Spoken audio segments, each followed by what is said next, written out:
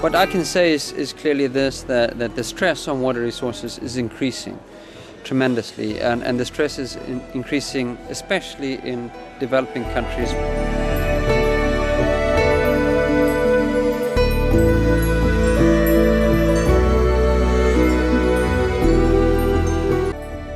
Jan Lundqvist, Senior Scientific Advisor to the Stockholm International Water Institute, studies how societies choose to use planetary resources, and is an expert on the links between water use and food production.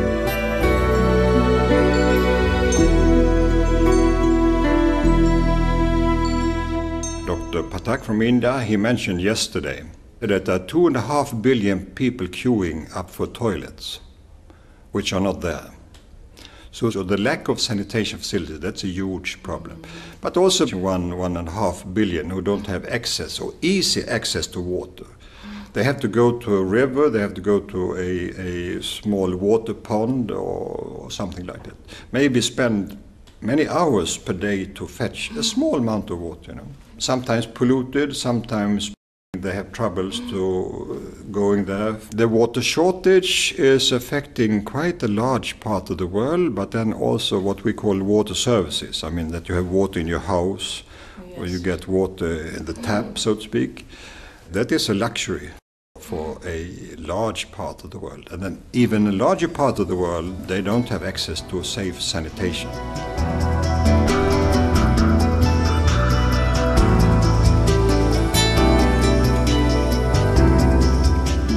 The United Nations Development Program recognizes that climate change is driving prolonged droughts and water shortages, along with precipitation-related disasters such as cyclones and floods around the world.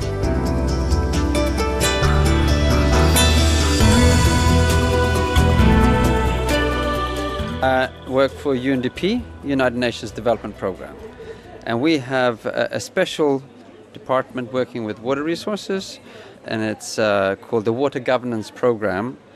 Now, the main mission that we have is towards sustainable human development, which means the sustainable utilization also of the world's resources. And we're trying to promote a more sustainable way of managing water resources, including the use of water in production and in consumption.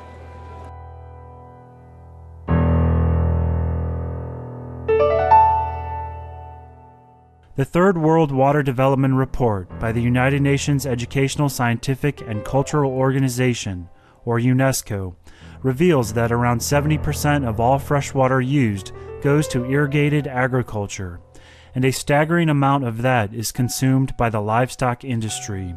One serving of beef requires 4,664 liters of water to produce, while an entire vegan meal only requires 371 liters. Thus, livestock raising is an extremely inefficient way to use food and water. Approximately 85% of the world's soybean production and 43% of all cereal production are diverted to animal agriculture.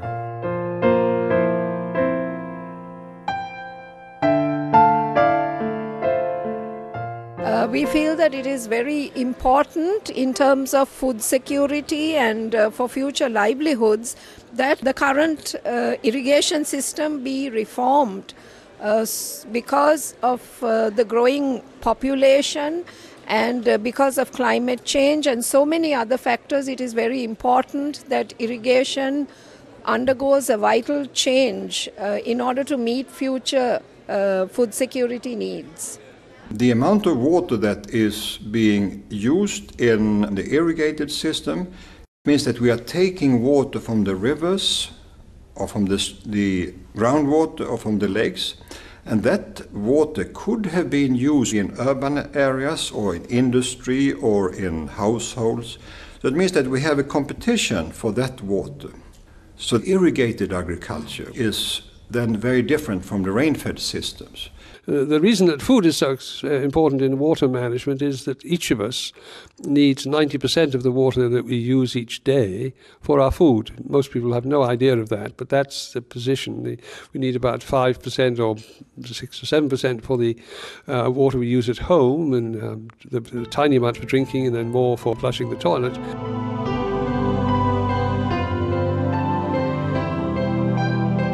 Vegetarian diet does take less water than a diet which is of meat.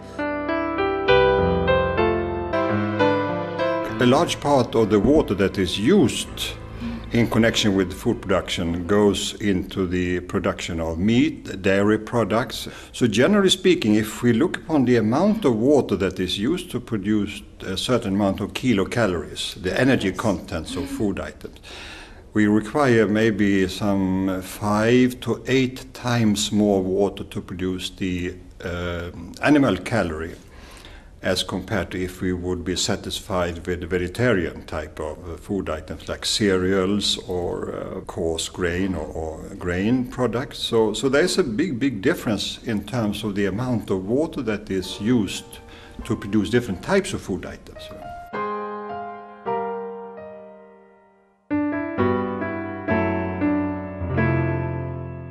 Professor John Anthony Allen of King's College London, UK, received the prestigious 2008 Stockholm Water Prize from the Stockholm International Water Institute for developing the concept of virtual water, which allows for comparison of food and consumer goods with respect to how much water went into their production.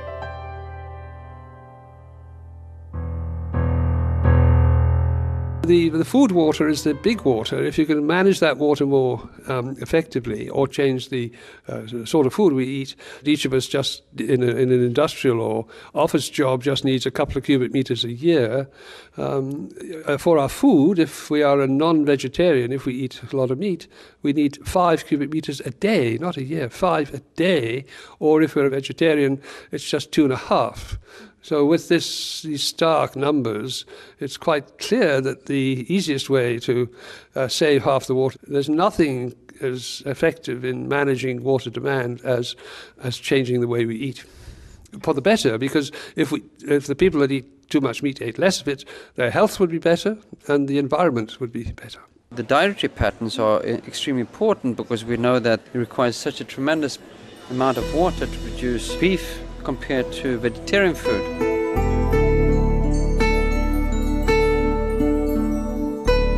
Diverting Earth's invaluable water supplies into producing animal products is exacerbating world hunger.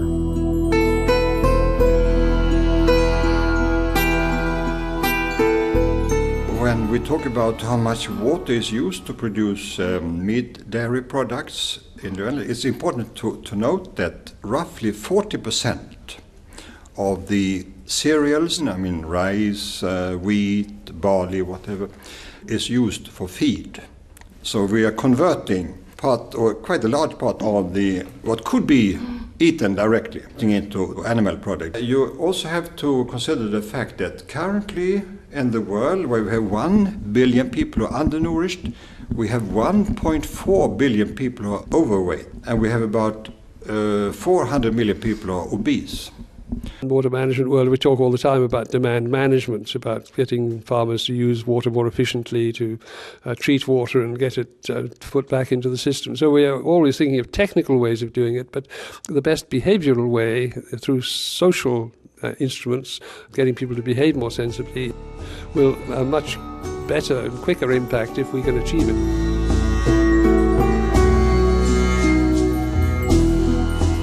Vegetarianism is key to preserving Earth's precious water resources. We need consumers to be eating sensibly, and they'll do that if they have some information which helps them to do it. We need that message to get into government, and we need it also to get into the markets, to the corporations, because the corporations use advertising to manipulate us to eat more meat. So we need to do the very thing of getting corporations to feel that their reputation depends on doing the right thing by society.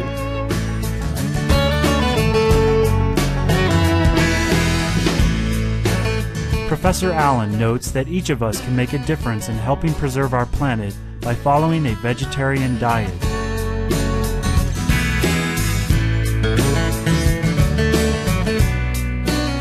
Regarding what we eat, it's very important that we understand that we have a big impact on the planet and on the animal community by what we eat. And so one could easily say, be veg go green, save the planet. And another way of saying that is down from 5 to 2.5, because since we eat, if we eat a non-vegetarian diet, it's 5 cubic meters a day. If we're a veggie, it's just 2.5. Down from 5 to 2.5 also rings quite well.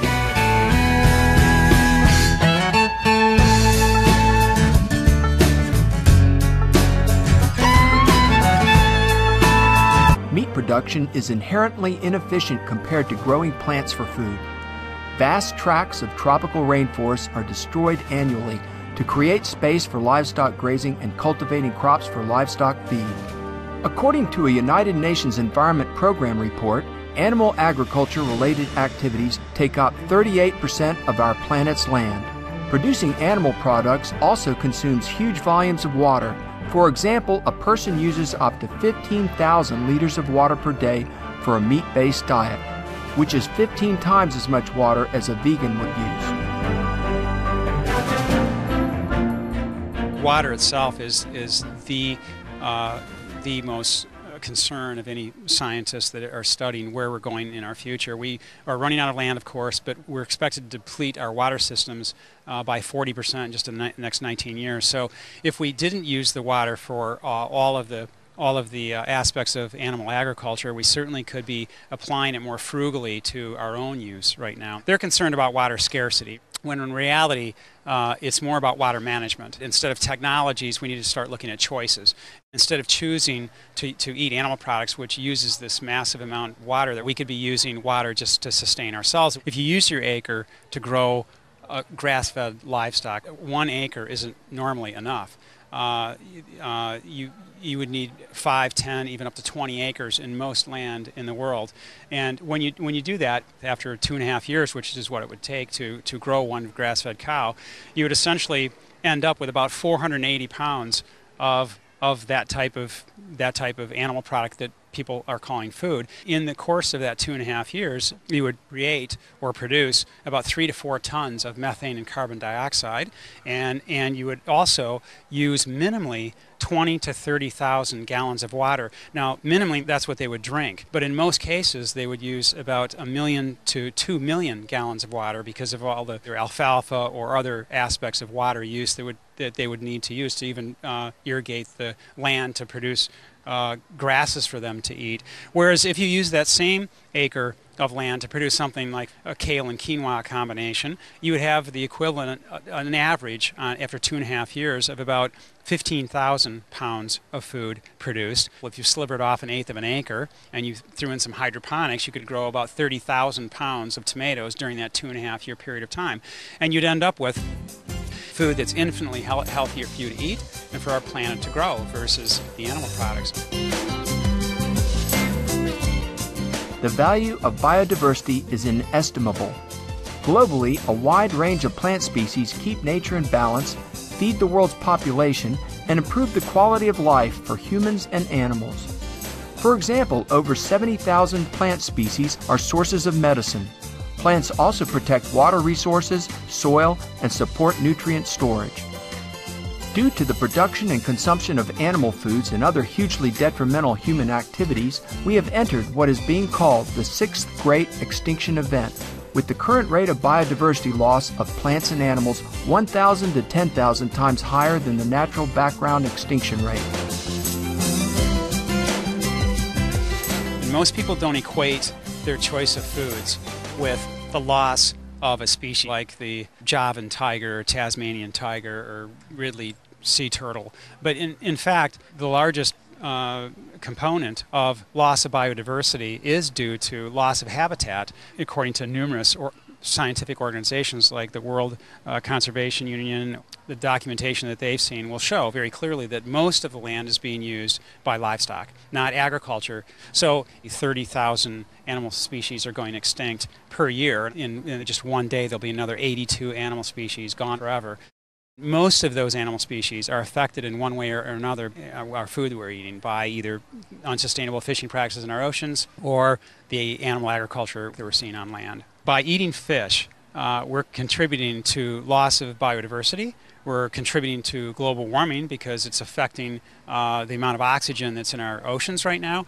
We're also affecting our own health because fish, in fact, have cholesterol. They still have many other issues that will affect us. Obviously, if we're moving over entirely to a plant-based diet, we're going to be true stewards of our planet by not creating such loss of habitat and destructions in our oceans, so species will be preserved. Vegan organic farming improves the quality of our planet's soil, water, and air, and thus enhances biodiversity. The practice can also tackle climate change by absorbing and storing carbon dioxide. The Rodale Institute's farming trial in the U.S. verifies that organic agriculture, if practiced on our planet's 3.5 billion tillable acres, could sequester nearly 40% of current CO2 emissions. There are many food movements, as you know now. There's slow food, real food, organic, being a locavore. There's so many different food movements right now. The issue is that they all are like a barge going down the river, and they're carrying behind it this long line that's attached to animals. All of them are. So they're not getting anywhere. In fact, they're dragging more resources with it. So we need to clip the line, essentially, get the animals out of that equation. So real food and slow food and organic food and buying local food are all extremely healthy without the animals. You can say that whether it's organic or not organic, it doesn't matter if it applies to animals because it's not going to be healthy for our environment, for our planet, or for ourselves. Now, if you're talking about organic and non-organic or inorganic or vegetable sources and plant sources, sure.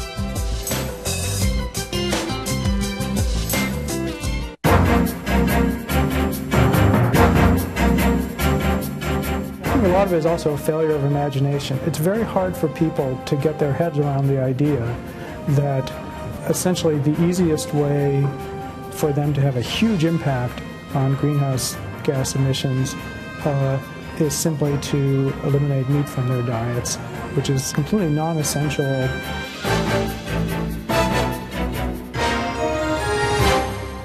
Dr. Brown, a vegan, is a leading scientist in the area of genomics, or the study of genomes, and is recognized as one of the top biochemists in the U.S.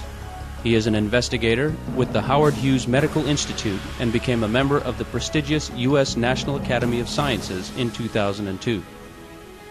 As he is deeply concerned about our planet's future, this distinguished scientist is currently taking time off from his research work to pursue a number of climate change-related initiatives. Among other endeavors, he is currently promoting the production of animal product substitutes so consumers will switch to eco-friendly ways of eating and organizing a broad-based scientific study to demonstrate the many ways humanity can immensely benefit from a global shift to a plant-based diet. 30% of the dry surface area of the planet right now is devoted to animal farming, either grazing or raising crops to feed animals. And 20% of the biomass of the planet is animals that are being raised for food. The real problem is, right now, feeding 7 billion people and 4 billion cows and pigs and sheep and 18 billion chickens that require massive amounts of land to support. Meat production consumes a tremendous amount of Earth's scarce freshwater resources and is inherently inefficient when compared to growing plants for food. To produce one serving of beef, over 4,500 liters of water is needed, while one complete vegan meal with tofu, rice, and vegetables requires only 370 liters of water. I've actually done one calculation just in California, because water is often an issue in California. So I looked at what would be the effect on the cost of meat and dairy products produced in California if everybody had to take the total cost of water in California and everybody was paying the same price per gallon for it, okay? Right now, agriculture is paying a tiny fraction of what household users are paying. If they basically made it all even, it would increase the cost of meat and dairy products produced in California by 50%, which would, I think, have a huge impact on consumption. My guess is probably it would make beef and dairy farming in California unprofitable, and it would just come to a complete halt. So I would love to see the subsidies stopped. It would have a huge impact on the costs, and it might be actually a way of dealing with the taxation issue. For example, if you said you have to pay more for water and land use, that's an interesting idea. According to John Robbins' best-selling book, A Diet for a New America, if the meat industry's water costs were no longer subsidized by U.S. taxpayers, the real price of half a kilogram of hamburger would be $35 US and $89 US for the same amount of beef steak.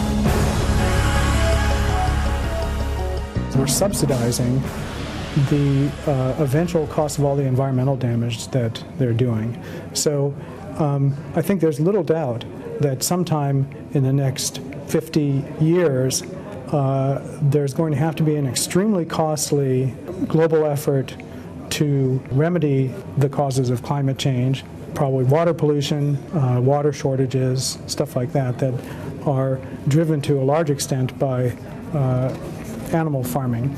Sooner or later, that bill's going to come due. Basically, the people who are doing the damage are paying nothing for them. It's like running up a gigantic credit card bill and then handing it off to your kids to pay it. I think that the sensible solution is to tax these products, not just meat, but it will get a big price tag based on the environmental damage it does. If that were to happen, the prices would go up a lot. And I think that would have a huge effect on people's behavior. Dr. Brown is advocating for a market-oriented solution to end livestock raising and promote a vegan way of living. He believes that consumers will stop purchasing animal products when there are many animal-free, meat-like substitutes available at a cheaper price. I think that strategically, the only way that you're going to really make a dent in animal farming is by taking advantage of the fact that you can produce something that's nutritionally equivalent to the least expensive unprocessed meats for less than 4% of the cost of those meats, just using plant products, basically soybeans, other legumes, grains, and so forth. That, I think, is a huge business opportunity for some, a forward-looking food manufacturer or investor, because if you could take advantage of the low cost of production and produce a product that was the sort of sensory equivalent and had the cooking properties and handling properties of unprocessed meat, and sell it for half the price, all you'd have to do is show them the price tag, and I think there would be a strong incentive for people to change their behavior. People's food purchasing is very price sensitive. If you look at smoking rates, the biggest driver of the drop in smoking rates in the U.S., I think, has not been the little labels on the cigarette packages that talk about how unhealthy it is. It's a little label that says how much it costs.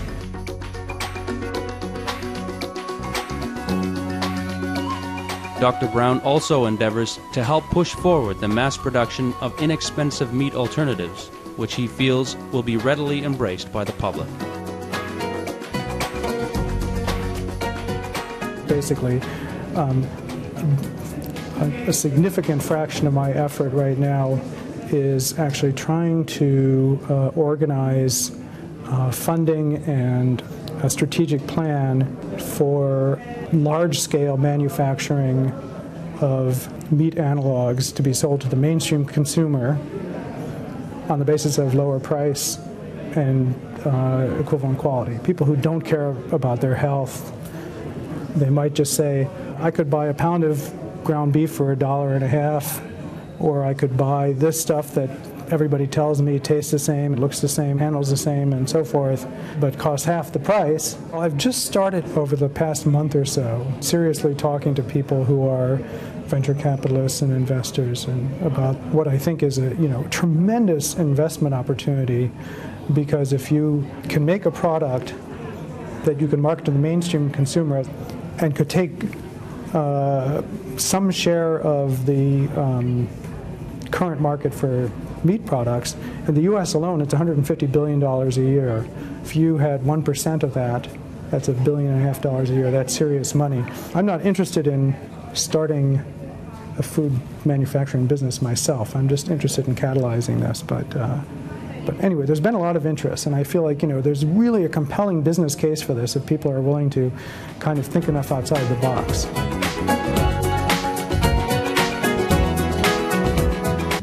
According to the Stockholm International Water Institute, 70% of all water goes to producing food, compared to 20% by industries and a mere 10% to households.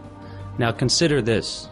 It takes 23 gallons of water to produce a pound of lettuce, 25 gallons of water to produce a pound of wheat, 49 gallons to produce a pound of apples, 815 gallons to produce a pound of chicken, 1,630 gallons to produce a pound of pork, 5,214 gallons of water to produce just 1 pound of beef.